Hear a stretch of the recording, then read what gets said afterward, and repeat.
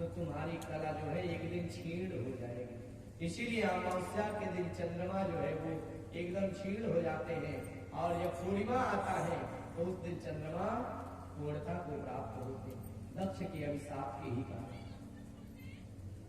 आगे कल चल करके दक्ष ने जो है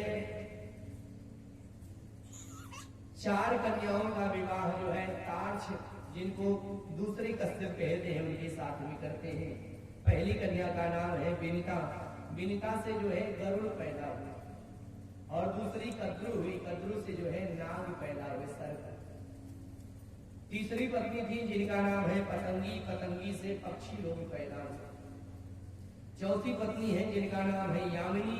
यामिनी से पतंग, सलमा इत्यादि पैदा होते हैं, जो कीट होते हैं। ये संसार में जितनी भी ये स्थितियां दिखाई पड़ रही है आप लोगों, जो भी स्वरूप है, सब कश्यप जी से ही उत्पन्न हुए।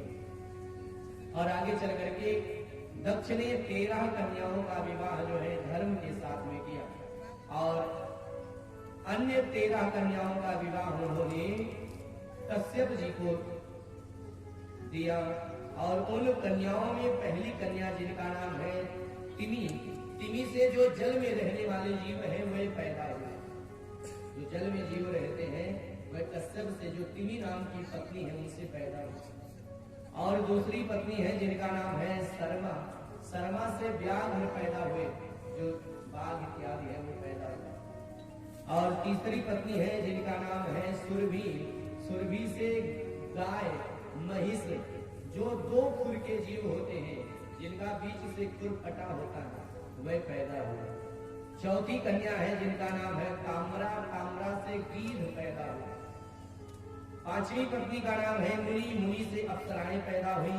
छठी का नाम है क्रोधवसा। क्रोधवसा से जो है दानव, दंत और सुख नाम के दानव पैदा होते हैं। सातवीं कन्या है ईला। ईला से जो ये वृक्ष दिखाई दे रहे हैं, पेड़, ये पैदा हुए, उन्हें ईला से। और 8वीं है सुरसा। सुरसा से राक्षस पैदा हुए। और इन्हीं सुरसा के बारे में रामचरितमानस में भी वर्णन आया है। जब हनुमान जी लंका जाने के लिए समुद्र लांघ रहे थे तो वहां सुरसा आई थी। सुंदरकांड में वर्णन है, सुरसा नाम अहिन कै माता। वही सुरसा है जो कश्यप की पत्नी जिनसे राक्षस पैदा हुए। 9वीं कन्या है अरिष्ठा। अरिष्ठा से गंधर्व पैदा होते हैं। और 10वीं का नाम है काष्ठा। काष्ठा से 1 खुर वाले जीव पैदा हुए।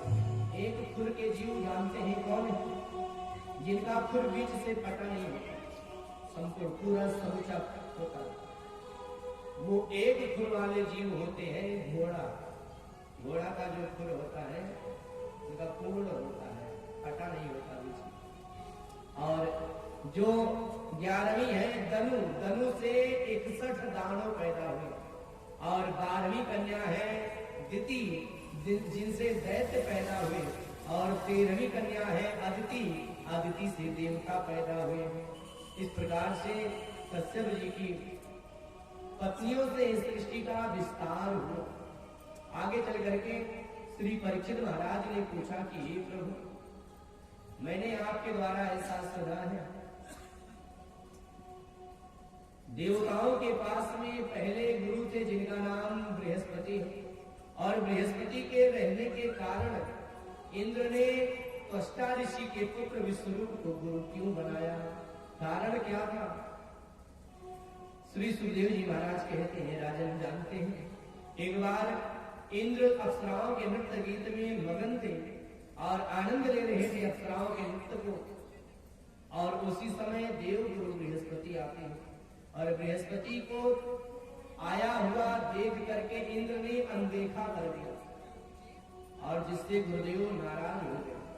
और एक निवेदन करूंगा, अगर भगवान नाराज हो जाए तो गुरु के शरण में जाने से भगवान प्रसन्न हो जाते हैं, और अगर गुरु नाराज हो गया तो भगवान भी सहायता नहीं करते। कहा गया, कबीरदास जी कहते हैं, कबीरा हरि के रूठते कबीरा हरि के रूठते, गुरु के शरण न जाए। कहा कबीर गुरु रूठते, हरि नहीं होत साय। यहाँ इंद्र ने अपने गुरु का तिरस्कार किया, अपमान किया, सम्मान नहीं किया, जिससे नाराज होकर के वशिष्ठ विश्व यहाँ बृहस्पति जी चले जाते हैं। और इधर जब दैत्यों को पता चला कि देवगुरु बृहस्पति नाराज होकर के चले गए हैं, उसी समय दैत्यों ने देवलोक पर आक्रमण कर दिया। सारे देवता घबरा गए, अब क्या हो, क्योंकि गुरुदेव जब रहते थे तो यज्ञ अनुष्ठान करके देवताओं के बल को बढ़ाते थे, लेकिन अब गुरु ही नहीं है तो बल कैसे बढ़े।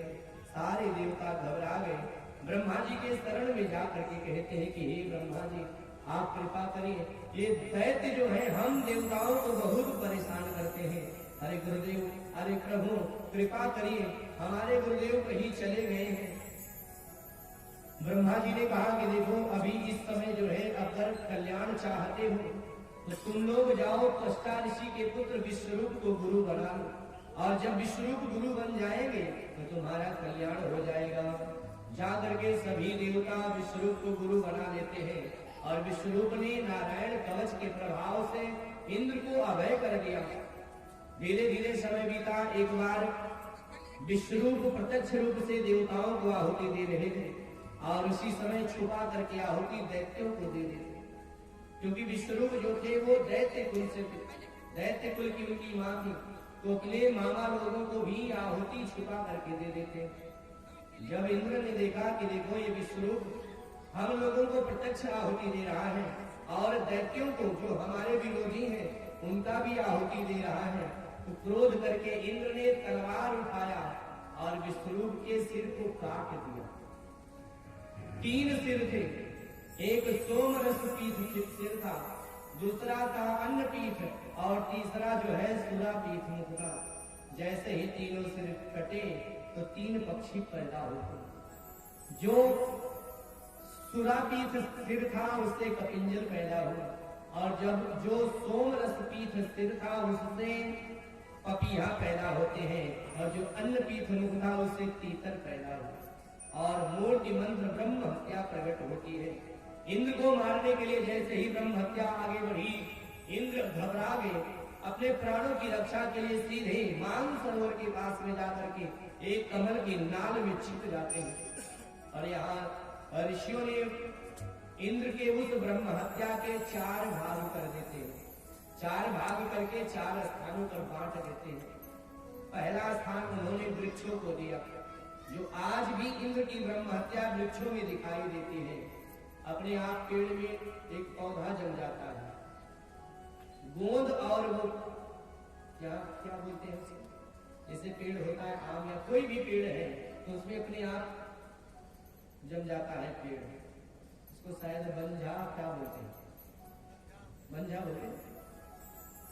वो इंद्र की ब्रह्म हत्या आज भी वृक्षों में दिखाई देती है। और दूसरा स्थान इंद्र ने धरती को दिया, पृथ्वी को दिया, जो आज भी इंद्र की ब्रह्म हत्या जो है वो ऊसर के रूप में दिखाई देता है। खेत में ऊसर हो जाता है, धरती में ऊसर होता, ऊसर जानते, जहां कुछ पैदा ना हो, केवल वैसे ही तो आज भी इंद्र की ब्रह्म हत्या जो है धरती में दिखती है। तीसरा स्थान उन्होंने जल को दिया, जो फेन के रूप में दिखाई देता है। और चौथा स्थान स्त्रियों को दिया, जो मासिक धर्म रजो धर्म के रूप में दिखाई देता है। ये 4 भाग करके इंद्र की ब्रह्म हत्या को 4 जगह बांट देते हैं। और इधर जब पता चला त्वष्टा ऋषि को कि हमारे पुत्र को इंद्र ने मार दिया, तो त्वष्टा ऋषि ने इंद्र को मारने के लिए यज्ञ करवाया और मंत्र दिया, इंद्र सत्रो विवर्धस्व मां चिरंजहियत विषम। ब्राह्मणों को बुलवाया, आचार्यों को बुला करके यज्ञ कराना प्रारंभ किया कि इंद्र शत्रु को मारने वाला पुत्र पैदा हो। यज्ञ कराने लगे, इंद्र शत्रु को मारने वाला पुत्र पैदा हो, लेकिन यहाँ उच्चारण में गलती हो गई। आहुति डालना था इंद्र शत्रु को मारने वाला पुत्र पैदा हो, लेकिन आहुति पड़ गया इंद्र शत्रु से मरने वाला पुत्र पैदा हो। और उसमें से विकराल रूप धारण करके यज्ञ कुंड से वृत्तासुर प्रकट होता है।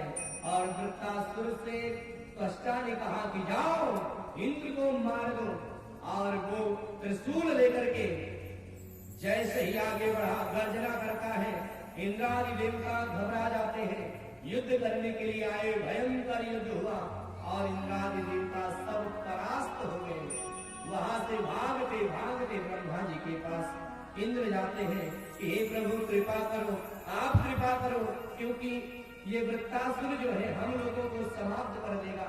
ब्रह्मा जी ने कहा कि हमारे बस की बात नहीं है, चलो नारायण को पुकारे। सारे देवता मिलकर के भगवान को पुकार रहे हैं, हरि आ जाओ, हरि आ जाओ, हे प्रभु आप आ जाओ, कृपा करो, इस दैत्य से हमारी रक्षा करो, परमात्मा कृपा करो। सारे देवता पुकार रहे हैं, हरि आ